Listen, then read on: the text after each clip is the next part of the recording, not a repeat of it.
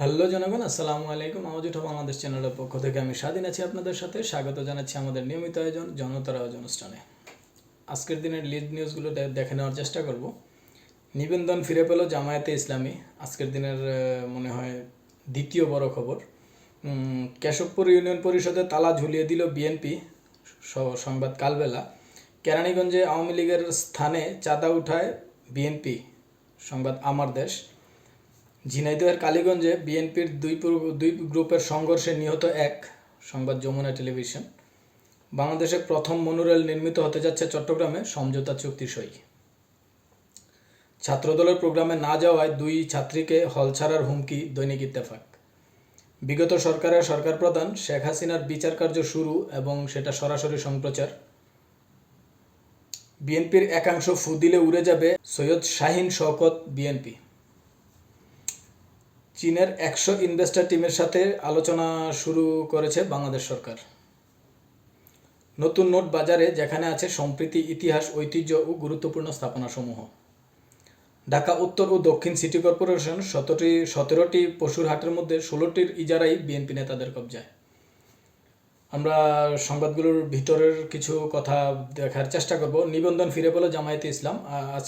আজকের দিনে আমরা যদি খেয়াল করি, সামাজিক যোগাযোগ মাধ্যমে একটা বড় খবর ছিল যে জামায়াতে ইসলামের যদি ভুল না করে থাকি 12 বছর পরে তারা তাদের দলীয় নিবন্ধন ফিরে পেয়েছে এবং তাদের দলীয় যে প্রতীক, সেই প্রতীক সম্পর্কে কোর্ট কোনো মন্তব্য করেনি। তারা বলেছে যে নির্বাচন কমিশনের মতামতের ভিত্তিতে তাদের প্রতীকের বিষয়ে সিদ্ধান্ত নেওয়া হবে।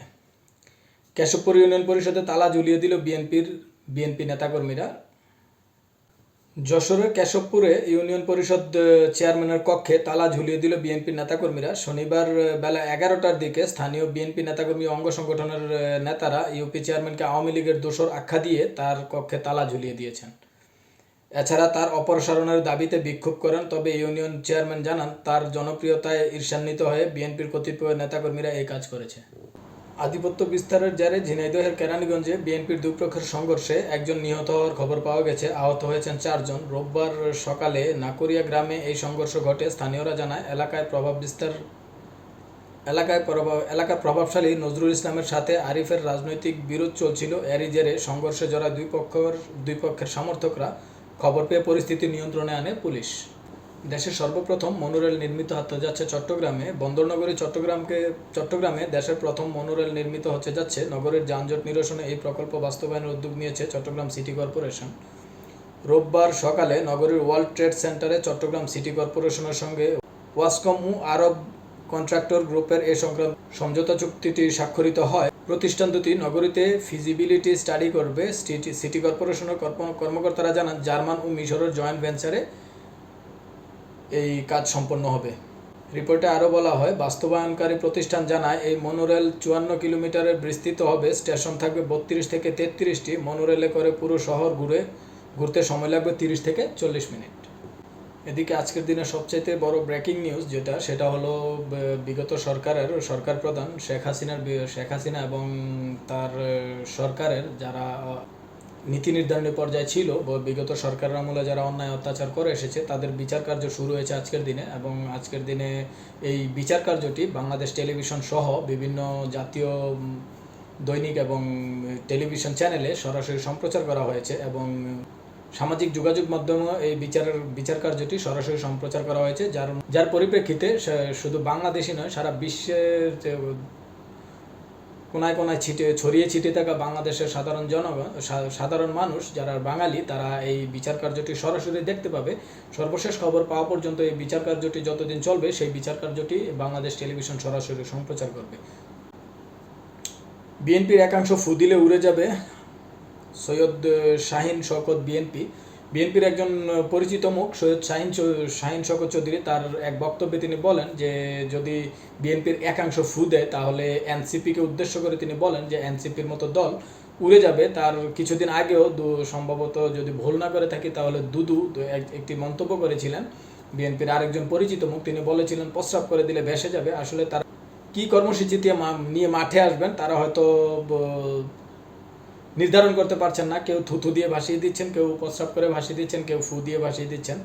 চীনের 100 ইনভেস্টমেন্ট টিমের সাথে বাংলাদেশ সরকারের আলোচনা শুরু। আমরা সামাজিক যোগাযোগ মাধ্যম এবং সংবাদ মাধ্যমের খবর পেয়েছি আজকের দিনে চীনের ইনভেস্টর টিম বাংলাদেশে এসেছে এবং বাংলাদেশের ইনভেস্টরদের সাথে আলোচনা করেছে এবং তারা বাংলাদেশে ইনভেস্ট করার আশা ব্যক্ত করেছে এবং বাংলাদেশ সরকার যদি যথার্থ সহযোগিতা করে তাহলে বাংলাদেশে তারা বিপুল পরিমাণ অর্থ ইনভেস্ট করবেন এবং বাংলাদেশের স্ট্রাকচারাল উন্নতিতে একটা বিরাট ভূমিকা রাখবে বলে আমরা মনে করি।